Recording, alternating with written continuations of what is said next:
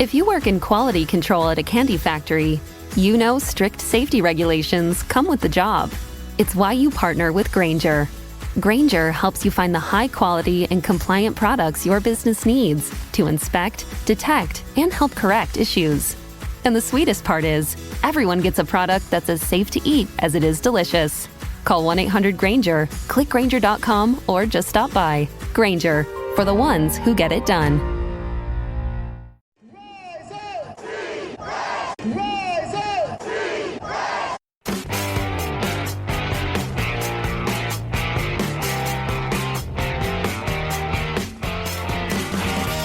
This is the Rise Up See Red podcast, all about the Arizona Cardinals and the NFL, featuring insider and outsider perspectives. Enjoy the best hour of Cardinals talk on the web.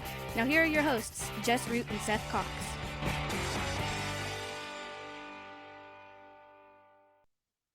Hello, Arizona Cardinals fans, and welcome to the latest edition of the Rise Up See Red podcast, best hour of Cardinals talk on the web. I'm your host, Jess Root from CardsWire.com, USA Today's NFL wire site covering the Arizona Cardinals. Episode 645, and it is part 2 of our Combine review show. Co-host Seth Cox from Revenge of the Birds is with me at SB Nation's Arizona Cardinal side, and joining us for a second show, Seth's co-host from the now on hiatus Original Draft Breakdown podcast, Justin Higdon.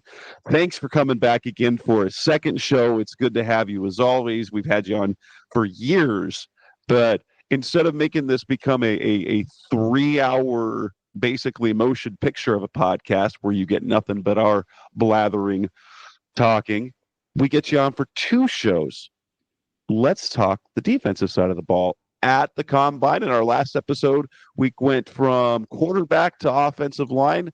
Let's start on the defensive interior. Justin, who did you think helped themselves the most with the performers at the Combine of the interior defenders? So, yeah, I'm probably more behind on defense this year than I have been in years past. But I think the 2 guys that I want to highlight are Derek Harmon and CJ West on the interior D-line. These guys both well over 300 pounds and then running under 5-second 40s. That's, this interior D-line class is being touted as a top-notch group. It's kind of thrown out there with the running backs and the tight ends as like the strongest position groups.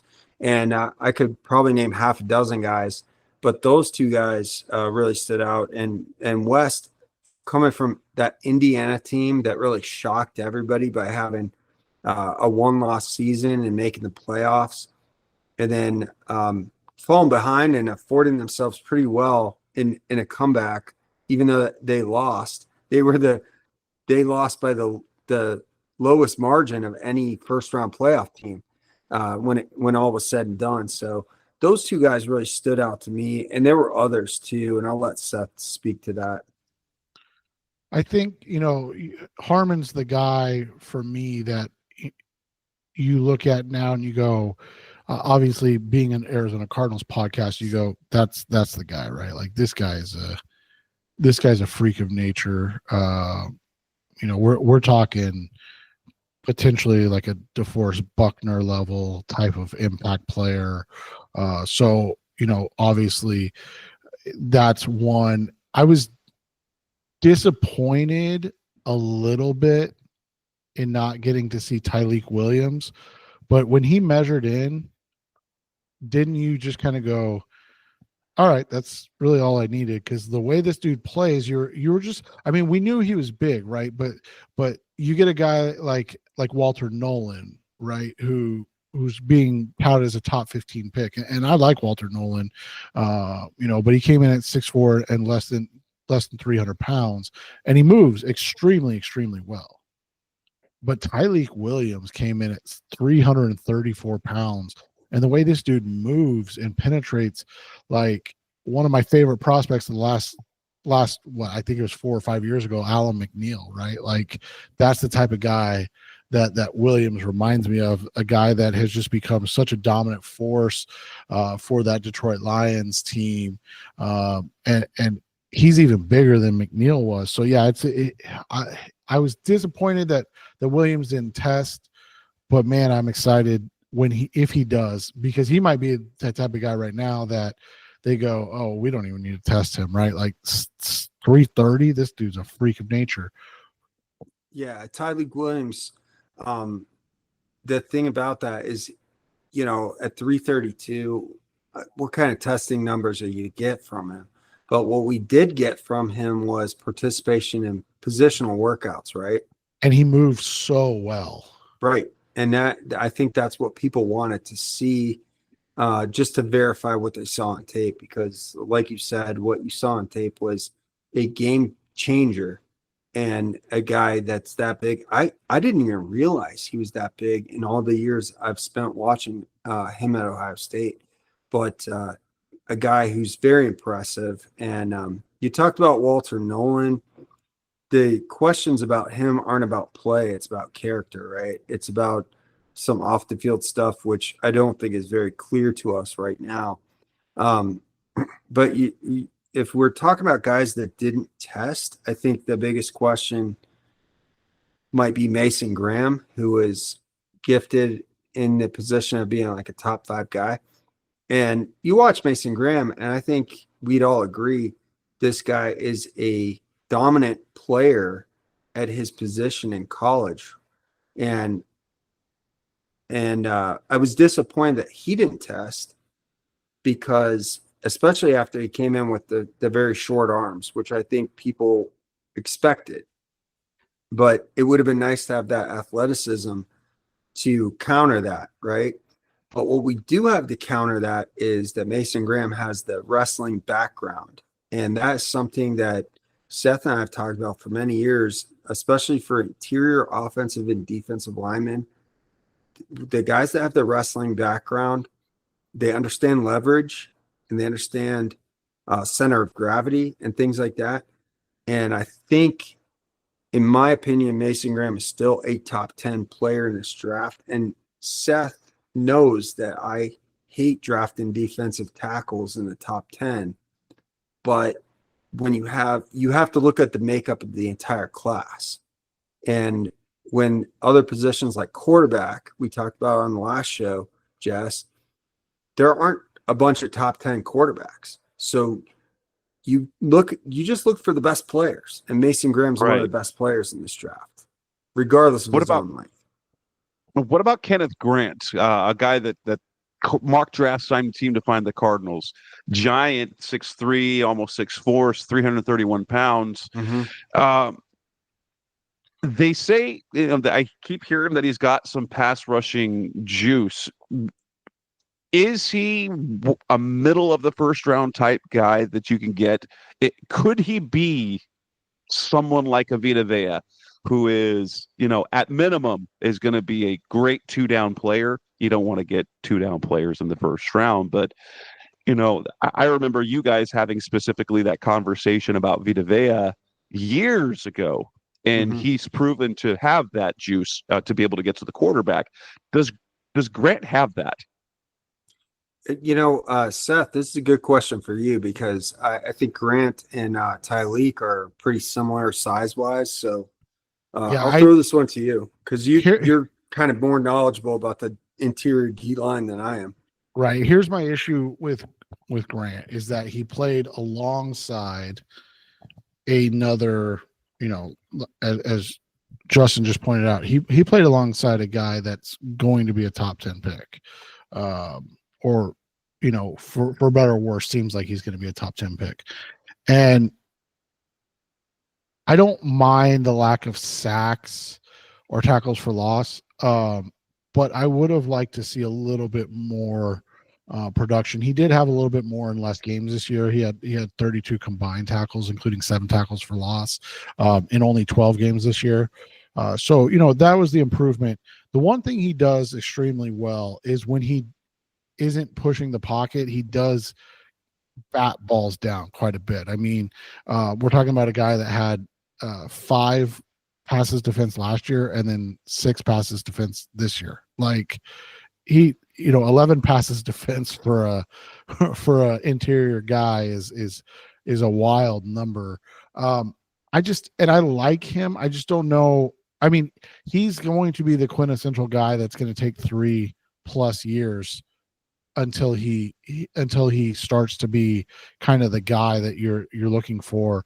Whereas I feel like a guy like Tyleik Williams, and you get him at 47, he's going to have the same career arc and progression as Grant, and give you the same type of thing. I don't mind Grant at 16. I just, I still feel that way. Like, unless they're like a Mason Grant, unless they're a guy that's going to be an interior disruptor that can play 60+% of the snaps from the jump, and we know how hard that is for young defensive linemen.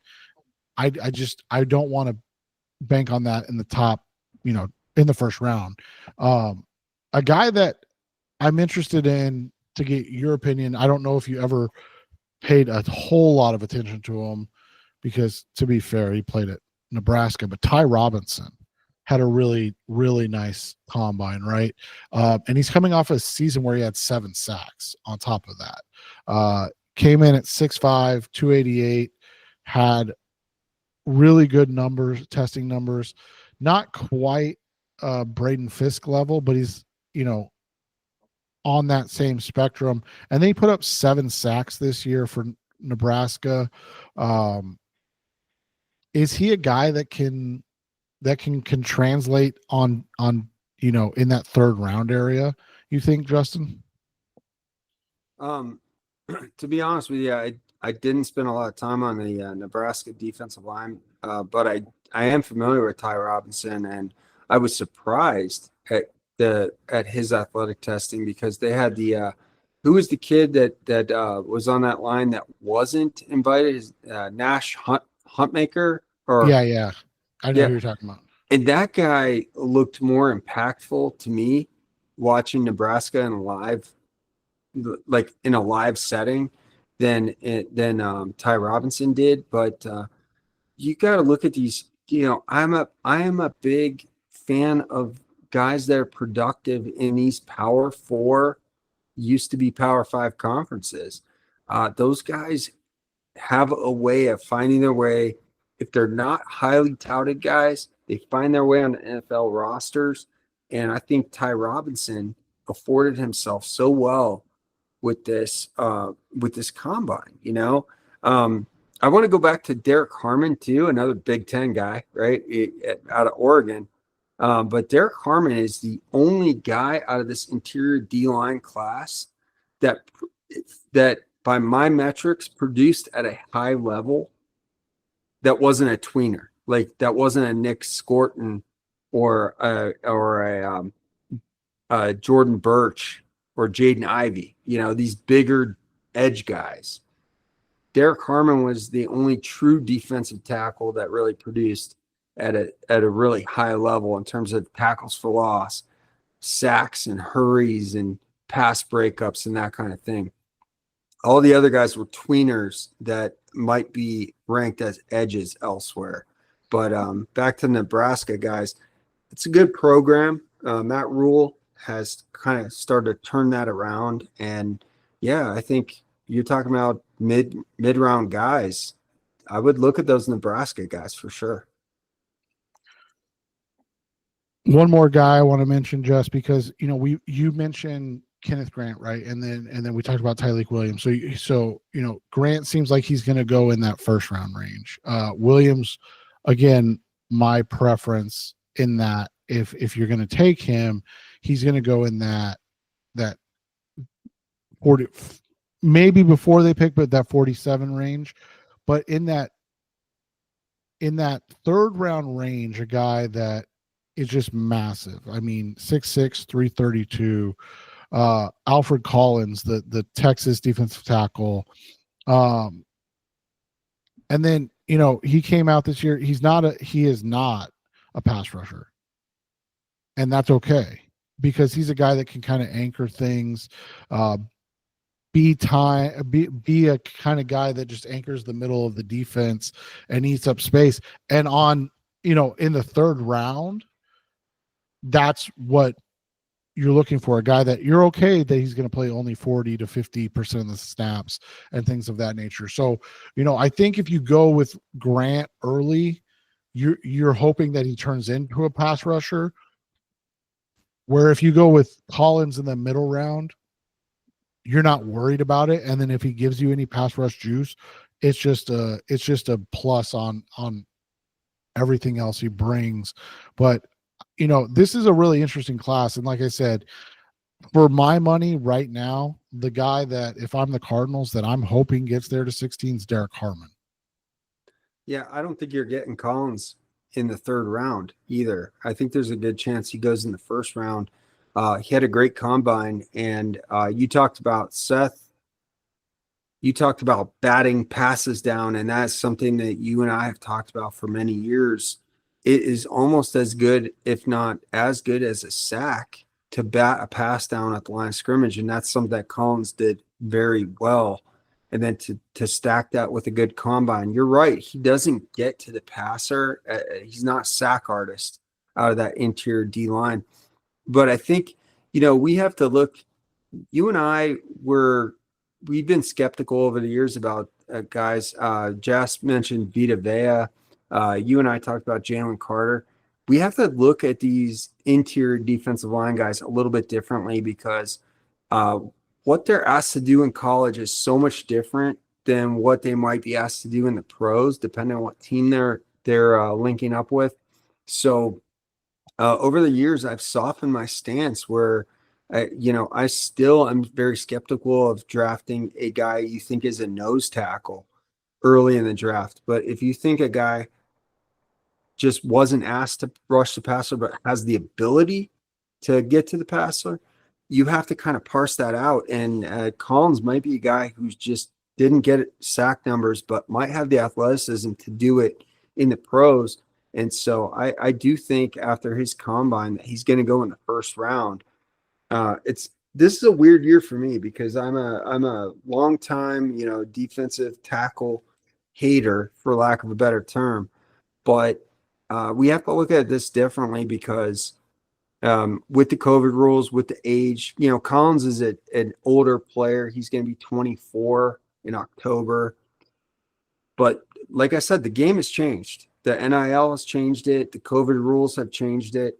And now we have to recalibrate. And I think that's one of the most important things that a draft evaluator or a scout can do is like, you have to change with the times. And so I've got to look closer at this defensive line class because a lot of these guys are going to be first round picks, whether we like it or not. Derek Harmon making it to you at 16, it might not happen. Coming next on the Rise Up Here podcast, Best Our Cardinals Talk on the Web. Let's move to what Cardinals fans probably won't pay attention the most, and that is the Edge Group. That's coming up next on Rise Up Red.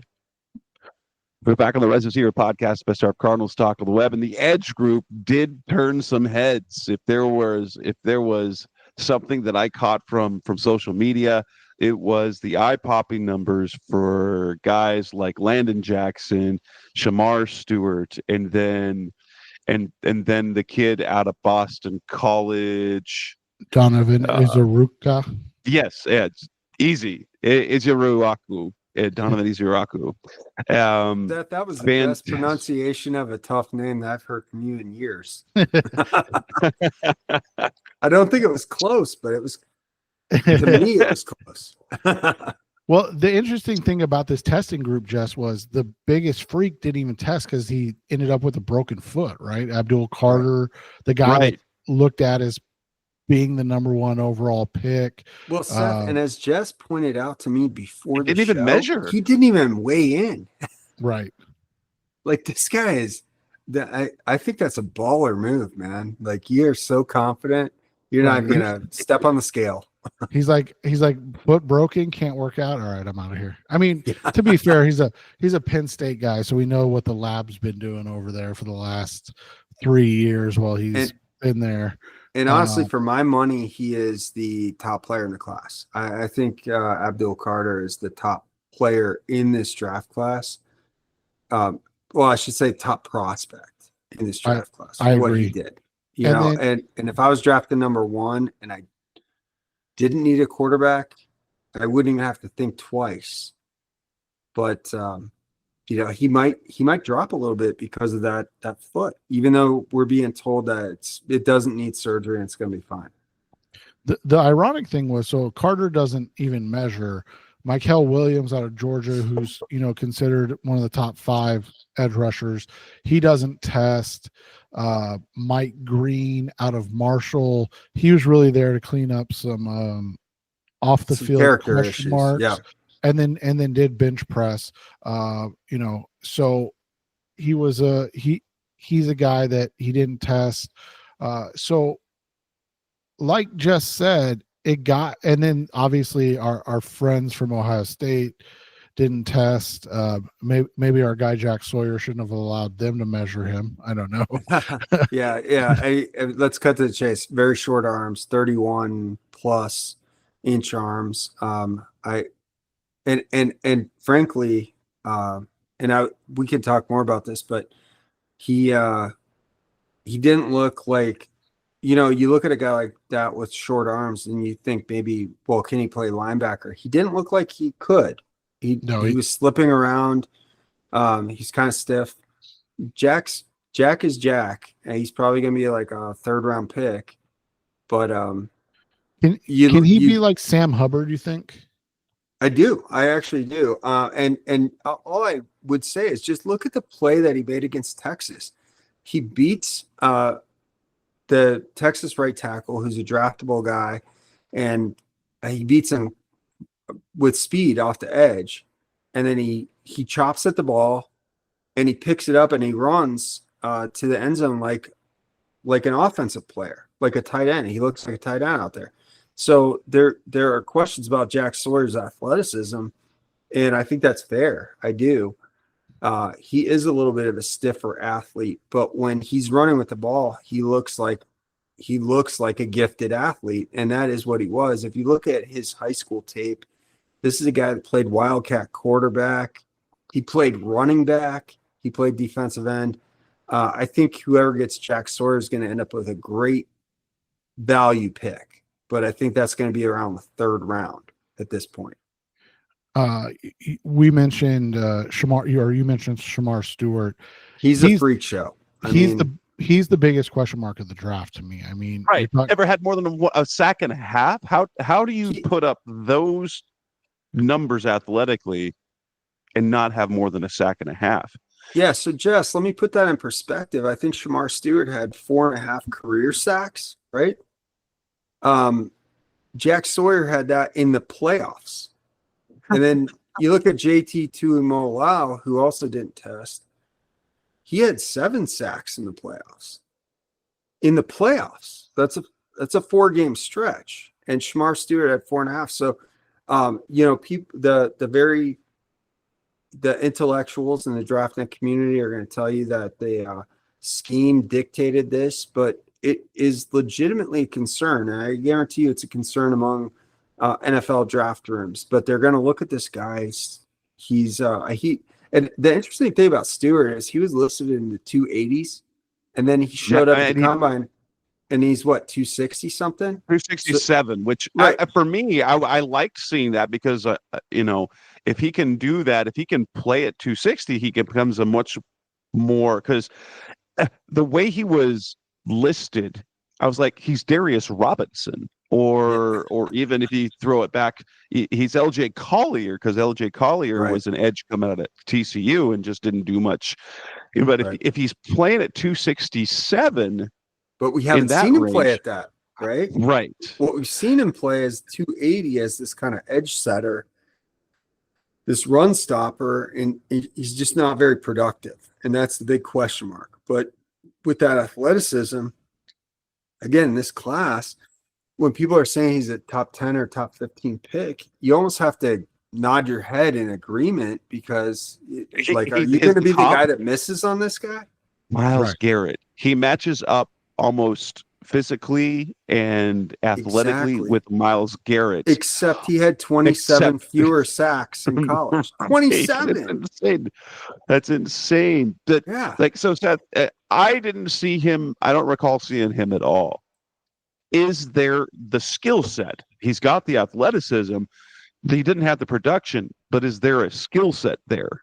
And it makes it raises my eyebrows every time that I watch again, I didn't watch as much college football as I have in the past, but I went through an entire college football season without hearing this guy's name mentioned more than a handful of times. And then all of a sudden, all the games are over and he's a top 15 pick. That raises an eyebrow, because why weren't Daniel Jeremiah, Dane Brugler, I'm not trying to critique these guys, but they're draftniks year round. Where were all the accolades before the end of the season? That bugs me. And I think it's the nature of the beast, but it does bug me. I will say on the flip side, his running mate, Nick Scorton, he put up 10 sacks as a sophomore at Purdue. Yep. And then only put up 5 this year. So obviously what they were asking him to do was not conducive to being a good or like getting a ton of pass rushing opportunities, which is I would immediately fire that defensive coordinator then. I mean, this is ridiculous. If these guys are Nick Scorton, I think is a really good player who's a borderline first round player. And Shamar Stewart tested, like Jess said, like Myles Garrett. What the hell kind of scheme are you running? Right. And I've seen, some comps for like Scorton for like Trey Hendrickson, which I like, right? Like Hendrickson was a good player, has been phenomenal. A little shorter armed than your typical pass rusher, but been phenomenal. Yeah. And he was a 3rd round guy. So I think, Scorton, like you said, I think he's a 2nd round type of guy, might sneak into the 1st round just because, but might sneak in like a George Karlaftis, who I thought should have gone a lot higher, by the way. Well, and I've seen him compared to Karlaftis just in his motor and things like that. So those are interesting ones. The kid out of Tennessee, James Pierce, he didn't have the best jumps, but he had the 10.3 broad's not bad. He had a 4.47 40. Shows he's got elite get off. I'm a little soured on him just because he kind of faded to me against top competition this year. And coming off a great sophomore year, kind of took a step back. But yeah, I mean, that 4.47, you can't ignore that. Does the leanness of him concern you at all at 245 at 6'5"? Yeah, sure. And the strength too, right? Because you talk about these jumps, that's about strength. That's about, these guys, that are in the weight room doing these deadlifts and the squats, they're going to jump farther. And it's a little bit concerned, like, how hard is he working in the weight room? Because that is something, it's not to say that's going to be the end of his career, but you're going to see like a broader learning curve, because he's going to have to get that strength up to NFL level. And I don't think he's there yet. Really a talented guy. You know who he reminds me of coming out, and he started to turn it on. And I think this was his 3rd year, but I could be wrong. Jermaine Johnson. From Florida State. Yeah, Florida State came out. So last year he had 7.5 sacks. And then got hurt this year. But I mean, Jermaine Johnson came in at 6'5", 250. Yeah. Ran that 4.58, but only had the 32-inch vert. So those are. I think those are guys we got to have patience with. And so if you're talking about, I've seen Pierce talked about in the top 10, and I'm like, he's a mid-20s guy, right? Like, yeah, and that would be a great situation for him, because he's going to end up with a better team that's going to have more patience. And I'll point to the Philadelphia Eagles. One of the things we saw with that Eagles team is that almost they had a ton of guys contributing this year to the Super Bowl winning team, but a lot of these picks that they make, they don't play as rookies. And I think that's to my point where they're picking guys that have promise, but they understand they've got to build them up to a level of being an NFL player. And then, so they're going to be contributors year 2, year 3. And that's how I see Pierce right now. He was a guy I was very high on coming into the year. I want to see big things. I didn't see it. But I still see the potential there, definitely. So I agree with you, Seth. If he goes in the 20s or later to a team that can have some patience with him, he's going to be a good player. For the Izuraku, how high do you think he goes? I've seen projections like, well, with what he did, could it push him into the first round, or is he going to be a guy that goes on day 2? You think it could push him in the first round? He had the best shuttles, I think, of any defensive end that ran those tests. The production, because 16.5 sacks for Great Boston production. College.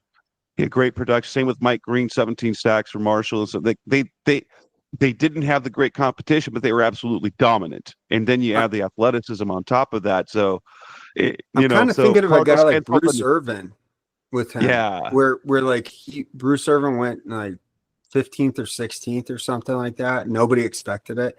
But he had the production and he had the athleticism. I think that's what you're going to see with Izir Kanu or Iziraku.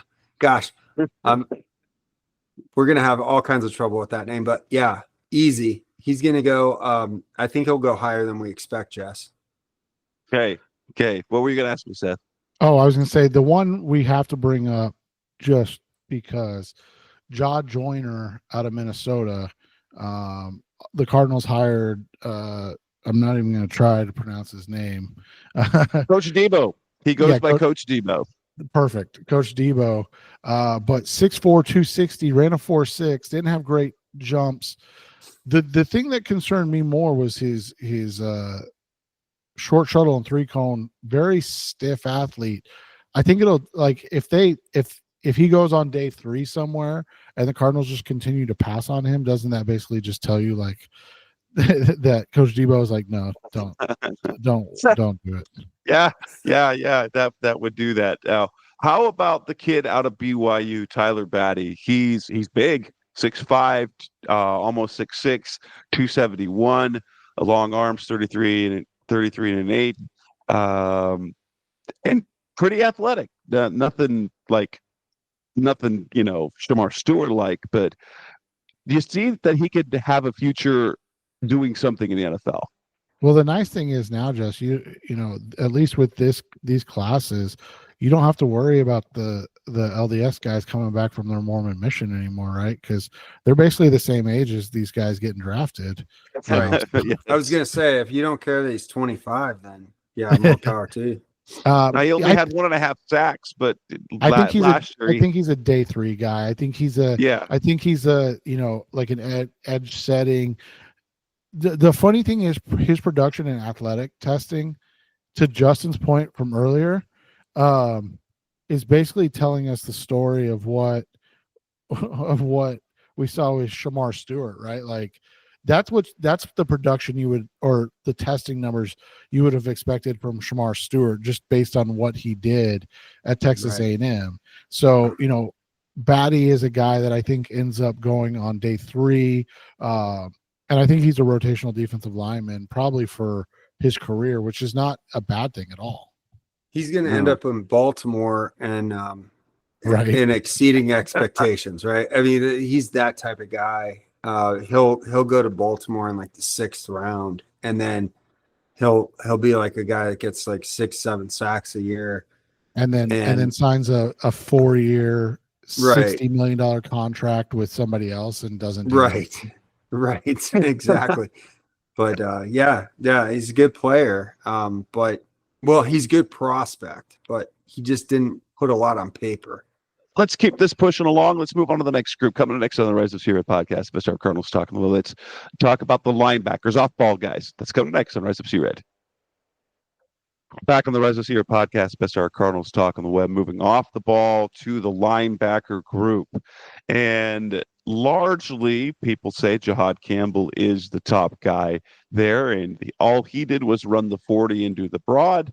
Adequate, nothing crazy. In fact, I guess after we've seen the Cardinals go draft guys like Isaiah Simmons and Owen Pappoe, who were absolute freaks in terms of speed and agility.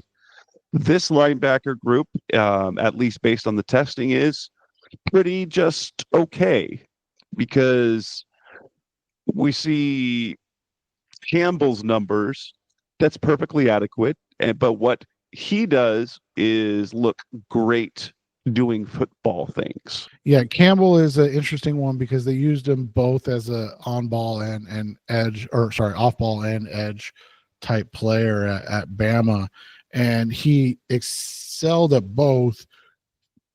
Then he had really good, like you said, testing numbers, good in coverage, but he also like gives you that pause of, this is a guy that is he a true kind of linebacker, or is he going to be a guy that has to float between off ball and edge?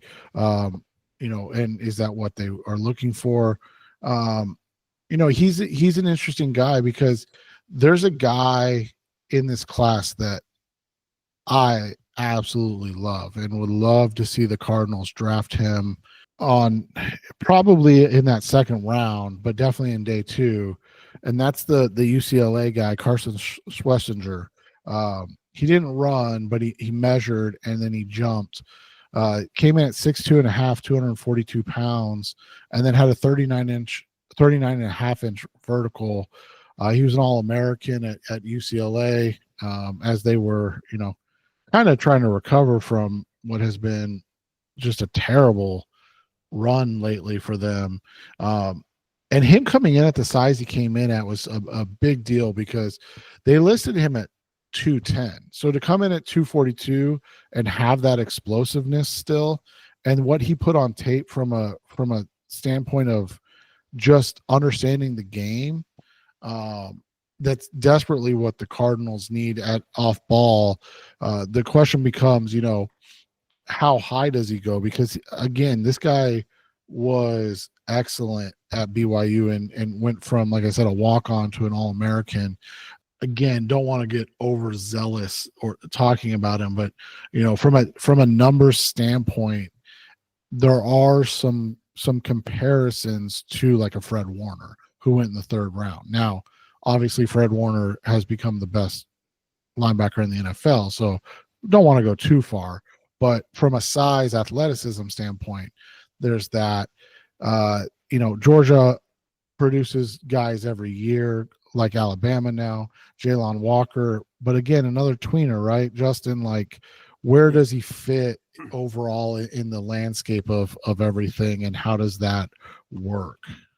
Well, Jalon Walker, I think, is one of the players in this class that takes the most amount of projection, kind of putting him in the same category as Shamar Stewart in that respect, where you're like, clearly this guy has the athletic gifts, but you have to look at the scheme, what he's asked to do, and then you have to project what you think he can do at the next level. Those are always the toughest guys to scout.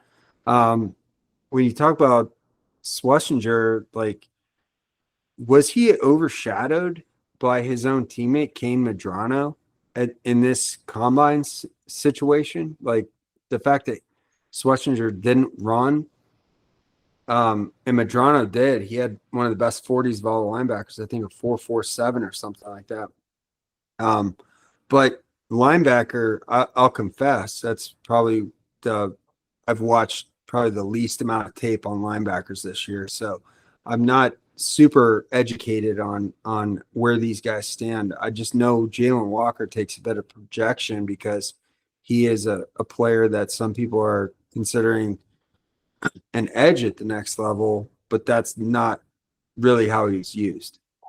Just real quick, we should mention Demetrius Knight because he's probably going to go in the top 2 rounds.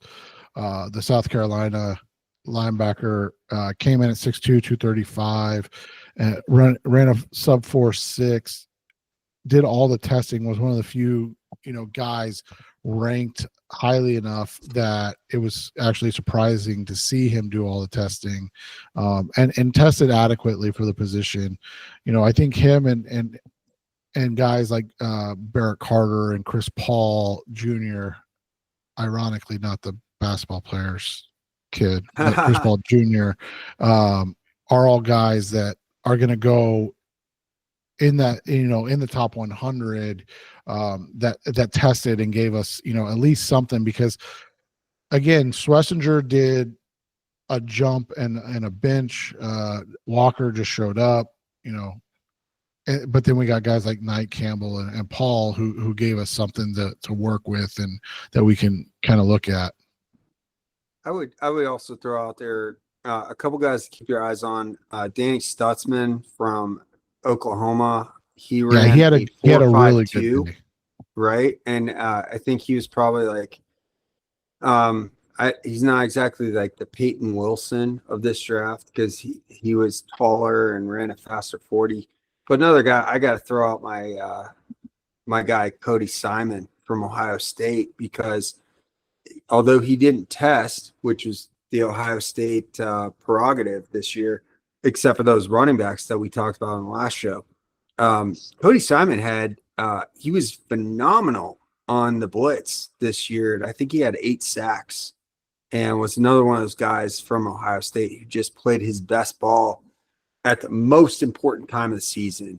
So Cody Simon, he wore the block O, the 0 at Ohio State this year, which means they considered him a huge instrumental leader on that team, and he produced at his highest level throughout college. He's going to be a day 3 guy, but a guy definitely to keep your eye on. Coming up next on the Rise of Sierra podcast, Best Our Cardinals talk on the web. Let's move on to the defensive backs, cornerbacks, and safeties. We'll wrap that all up, and that's coming next on Rise of Sierra. Back on the Rise of Sierra podcast, Best Our Cardinals talk on the web. With our final segment, we will talk about the defensive backs, cornerbacks, and safeties. This was a pretty athletic cornerback group in terms of testing that we saw. I believe there were 9 sub 4. I think there were 16 under 4.5, 9 under 4.4 of those guys, and we even had Maxwell Hairston, the guy that people are saying won the combine at cornerback at 4.28, and that goes along with a 39.5-inch vert and a 10.9 and 129-inch broad. So coming in at 5'11", 183, he's got adequate size, but he knocked it out of the park when it came to his athletic testing.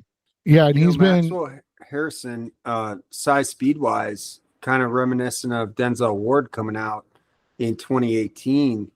About Ward was a lighter guy in terms of weight. I think he was about the same height. I think he ran a 4.31, and Harrison, you said, ran a 4.28.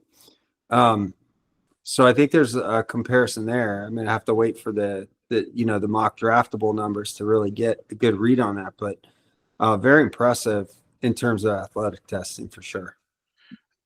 And again, this unfortunately was a case where you had guys that were able to improve their stock and become guys that we talk about on day 2, but the day 1 guys just didn't do anything. And Travis Hunter, Will Johnson didn't test. The one I wanted to ask you about, Justin, a guy that was excellent. He did test, played extremely well. But where do you play him? And that's Jahdae Barron, the Texas corner. Yeah, good question. And real quick, I just want to touch on Will Johnson, because I think he's one of the top corners in this draft. But the concern with him is not only has he been hurt and didn't test, but he had shorter arms. He only had, I think, 30 and 1/8 inch arms for a taller guy. Probably not as big of a concern because of his height. So you got the height plus the arm. You kind of have to do that calculation, but I thought that was an interesting thing to note, because Will Johnson, who throughout the year in these mock drafts might have been a top 5 guy until he got hurt. Now you got that added question mark about the arm length. So, but to get to your question about Jahdae Barron, I think the comp that a lot of people want to throw out there is Brian Branch, right? But Barron is an interesting guy because he didn't really break out until he was an older prospect. And I let me check my notes here, but the thing about Barron is, obviously the productivity is there. He was the Thorpe Award winner this year, but the question mark, and he's going to be 24 in December. So he's not super, super old, but he will turn 24 as a rookie. The production is there. He's a Thorpe Award winner. But then you've got this guy who's built like a safety, and he runs like a corner, right? He had a sub 4.40. And then but he has got even sub shorter 30-inch arms. Yeah, his arms are 29 inch. This guy's a nickel or a safety. I think it was Cole Bishop from Utah last year, who was a phenomenal ball hawk too, but also measured in with sub 30-inch arms, and that was part of the reason why he fell a little bit. But Jahdae Barron is so interesting to me because in a normal year, I guess quote unquote normal year, you wouldn't draft a 5'10", 200-pound corner with sub 30-inch arms in the first round. But then you look at what a guy like Brian Branch does in the NFL, and you think this guy has that kind of potential, and I think that's what people are looking at. I like Barron a lot, but I'm not sure where I'm going to play him, right? He's not an outside corner. He's like, in my mind, he's just not an outside corner. So how high do you draft a nickel? How high do you draft a free safety?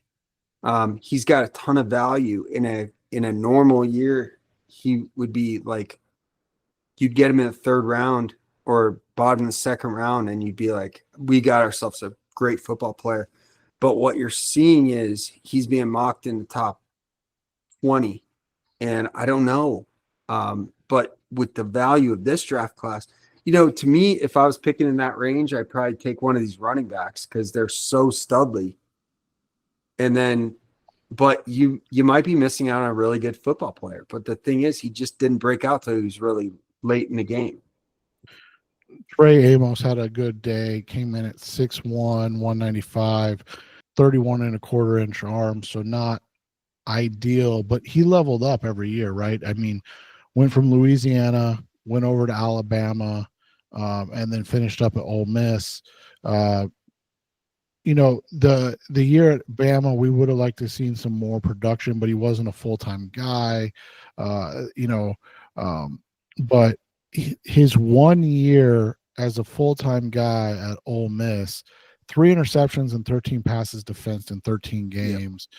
On-ball production, again, good numbers. Vertical left something to be desired, but good broad. Again, these guys don't run the shuttles anymore, which is disappointing for outside corners. But, he's a guy I think made some money. And then we've got the two guys that I want to say too about Amos. We talk, Seth, you and I used to talk about on our show the Belichick rule about pass defense production, right? Belichick was looking for guys who averaged more than one pass breakup one pass breakup plus interception per game, right? And this season, Amos was at 1.2 per game. And when you add up those pass breakups and interceptions, so, there's no better coach probably in recent NFL history than Bill Belichick, and that was kind of his standard. He was looking at guys that had that kind of on-ball production, and Trey Amos has it. Darian Porter, really at Iowa State, gives you a blend of length and high-end athleticism. Didn't do much. He got 6 years at Iowa State. Didn't have any interceptions till last year. He had 3, but comes in at almost 6'3", 195, 33 and an 1/8-inch arms, but ran the 40 and 4.3, 6.71 3-cone, 10.11 broad, 36.5 vert. That's size and athleticism to go with on the ball, though that he didn't do much other than that. He had the 3 interceptions and the 2 pass breakups last year, but there wasn't much there until last season. Yeah, this is kind of like your Tariq Woolen of this class, right? A guy who is, clearly athletic, has those ball skills, but doesn't maybe have the instincts at this point. He's making plays on the ball when the ball's there. He's getting those interceptions, but the pass breakups, I think, is a key point. So I think Darren Porter is going to be like more of a value pick than a high pick. Well, the thing that saves Porter more than anything, and I think he's going to end up going in the 3rd round just because of how corners work. He's an elite special teams guy. So, like, oh yeah, good point. Teams are going to be like, hey, worst case scenario, we've got an elite special teams guy. We got a lightning fast guy to cover kicks. Right. So that, worst case scenario, there are some interesting size guys. You mentioned him that either didn't do all the testing or injured. Siobhan Ravel out of East Carolina is a big guy. Azariah Thomas. He has a great story, by the way, Ravel. Great story. Azariah Thomas, just did the broad jump, wasn't overly impressive with it. He's a tall, long guy. And then, the longest one or kind of the biggest one that really, I don't want to say disappointed, but definitely is a concern with Zy Alexander out of LSU, right? Justin, like, came in at 6'1", 187, 31-inch arms, but then a 4.56 40 with just like below average jumps. You're really projecting that he's just got the tools to be a guy that can cover because the testing numbers were so pedestrian. Yeah, historically, he's done a great job in coverage, averaging almost 1 pass breakup plus interception per game for his entire career. But yeah, those numbers suggest that he's, got some questions about his athleticism. And one guy, and you guys will have to fill me in on this. I don't know if he tested, but I know he was getting accolades on the All-Star circuit, but it was Quincy Riley out of Louisville, a guy who had an average of 1.5 pass breakups plus interceptions per game this season and 1 per game his entire career. That's a guy that interests me and that I'm definitely going to circle back on him and check out his game because he's gotten a lot of praise throughout the draft process. And forgive me, I missed like his combine. He only ran the 4.48. So not bad. Good, above average. Just the 5'11" is the concern because he only has 31-inch arms. So where does he fit, right? But that could be a really strong nickel guy, but also not too small to play outside either, and not too slow either.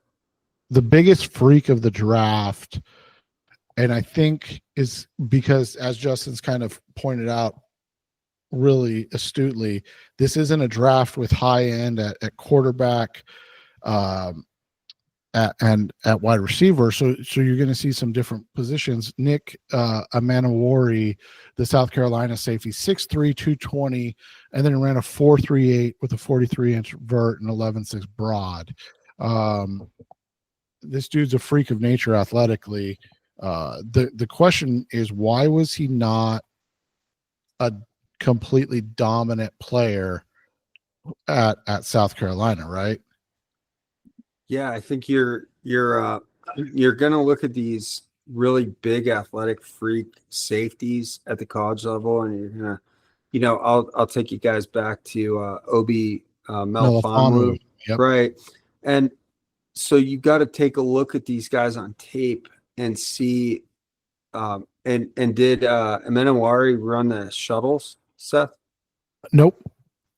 Yeah, because they don't want to, right? I mean, so I got to look at this guy. I got to make sure he's not stiff. he's being projected now into the top 15 or so because of how freakish he was athletically. Well, and people But are thinking that he can be a linebacker too, because well, at that's a 225, isn't that kind of a problem?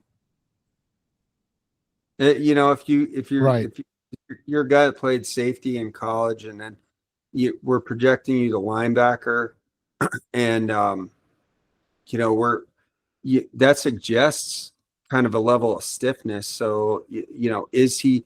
You know, you look at Byron Jones, who had a really fantastic combine, and then turn that into a good NFL career. And then you look at a guy like Noah Fonwu, who had a fantastic combine, and then, you know, had up and down safety career, but was like a solid special teams guy. Like, you don't want to draft that guy in the first round. So this kid, you know, I have to take a closer look at him. I don't know.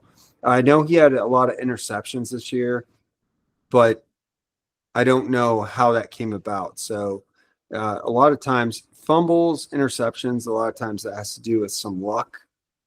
That's why I look more at the pass breakups and the forced fumbles over the interceptions and the fumbles recovered, right?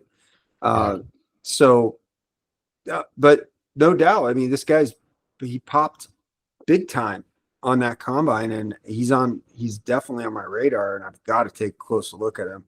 I have him as a winner. Conversely, I have Malachi Starks, who's been projected as a first-round guy since the minute he stepped on the field as a freshman. And now you got a 4.5 guy who lacks explosiveness in testing, coming out of a great program in Georgia, but also lacking production from an on-ball standpoint as a safety. So I think that's kind of the contrast here, where you have this Manawari who's, you know, had some production in terms of interceptions, is huge. He's 220 plus pounds and just a freak athlete. And then you got Starks, who's not that size, slower, less explosive, but also when you watch him, he's a really good football player. So the safeties, this is not a great safety class to me, because it's a little bit confusing. The two I want to talk about real quick: Billy Bowman, the Oklahoma safety, 5'10", 192, had really good numbers testing wise. Again, didn't do agility, not shocking in this day and age now, but you know, he started. Are these guys too tired to do agility testing? Like, why are they so? Why is agility testing like poison to these guys? Maybe it's just because they were so physically dominant against other guys that now they don't want to do the agility testing. Because even the other guy I wanted to mention, Andrew Makuba out of Texas, who, you know, has a lot of good things going for him, ran a 4.45, didn't do any explosive testing. So, you know, I just wonder about that. I mean, you've got sons that play, and, you know, are these guys getting this is a legitimate question. Are these guys getting too rocked up to be agile? Because as a guy I do think that's part of it. Yeah. I mean, I'm a tall guy. I'm a tall, big guy, and I've never been agile or flexible. I've always been a straight line-ish kind of guy, and I find that being a tall, bigger guy, it's hard to be agile. It's hard to be quick on your feet. Is that what's going on here? It might be. And the last guy I wanted to mention, but again, Ohio State, so they don't test, but he's a local kid from Tucson, Latham. Denzel? No, Latham. Latham. Oh, yeah. Yeah. Denzel. You got a couple guys too, yeah. You know, Ransom played with Bijan Robinson down at South Point, and then Burke, you mentioned, he played at Saguaro when they were in their heyday. So, yeah. Denzel ran a 4.48. A really good time for him, by the way. And he had a good year this year. I was gonna say he's a day 3 kind of guy, right? Like early day 3 type. Yeah, but a really good value because he got picked on. He had a great freshman year, and then he kind of got picked on sophomore, junior year. Stuck with the program and ended up having a really good year for Ohio State this year. The production numbers are not going to be good, but part of that was because he wasn't targeted because he was providing really good coverage. So, I mean, he's not, like you said, Seth, he's not a first round guy, which I think after his freshman year, a lot of people, you and I included, we talked about him as a potential first round guy down the road. But when you talk about like day 3 value, Denzel Burke's going to be a solid value. And Ransom is a guy that came in 6 foot 206. Again, didn't test, but he looks like a good enough athlete that he's going to be a late day 2, early day 3 type of guy at safety. Yeah. And we don't mean this in a negative way, but he's a Jag safety prospect, and so you're taking a chance on him just based on what you've seen that he fits in what the system you want to run is. Mm-hmm. But I do like him. He's a box safety guy, and he is a missile defending. Like, you watch the tape from this year, and he diagnoses plays at the line of scrimmage as well as any safety in this draft. And he's a missile to that guy. Now, you're not going to want to rely on him a ton of coverage. He's kind of like Ronnie Hickman, who came out a couple of years ago and went undrafted, but is still playing and has started games for the Cleveland Browns. Ransom's a better player than Hickman. He's better in coverage. He's better. I think he's faster, but yeah, he's going to be like a 4th round guy. And Jess, there was no special teamers we need to talk about. No. And they didn't test either, apparently. Were they even there? If a special teamer doesn't test, did they even exist? Well, maybe they interviewed somewhere. So yeah, maybe they exist to a team. But with that'll wrap up this edition of the Rise of C Red podcast, Mr. Our Cardinals Talk Web, part 2 of our combine review with Justin Higdon. Thanks, Justin, man. It was really good stuff. And if you guys noticed, I was not saying much because this is what I listen to them for. So thanks again, Jay. We'll be back. Seth and I will be back later in the week to talk free agency. But until then, that's Justin Higdon. Big thanks for him again. That's Seth Cox, and I'm Jess Root. Thanks for listening as always. We will be back again soon. Thanks for listening to the latest edition of the Rise Up See Red podcast. Listen to previous episodes and subscribe to the show on Apple Podcasts, Stitcher Radio, Audioboom, or many other podcast platforms so shows are delivered directly to your mobile device. Please give the show a 5-star rating and always support the sponsors who support the show. We'll be back soon for the best hour of Cardinals talk on the web. Rise up, Red Sea, be Red, See Red, and of course, Rise up, See Red.